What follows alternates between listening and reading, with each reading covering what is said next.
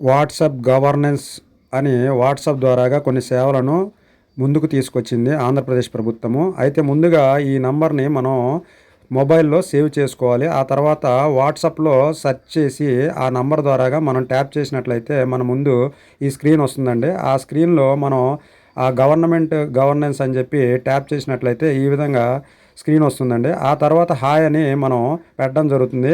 అప్పుడు మన ముందుకి మెసేజ్ అనేది ఇలాగ ఫార్వర్డ్ అవుతుంది.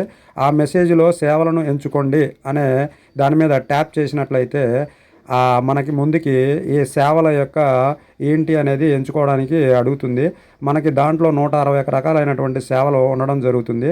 దాంట్లో ముందుగా మనం ఆరోగ్యానికి సంబంధించినటువంటి సేవలని మనం టిక్ చేసుకున్నట్లయితే ఈ విధంగా అడుగుతుందండి. తర్వాత కింద ట్యాప్ చేస్తే నిర్ధారించమని అడుగుతుంది. దానికి సంబంధించి మనకి డిస్‌ప్లే అవ్వడం జరుగుతుందండి. మీ అర్జీకి సంబంధించిన పూర్తి వివరాలు దీంట్లోనే తెలుసుకోవచ్చు.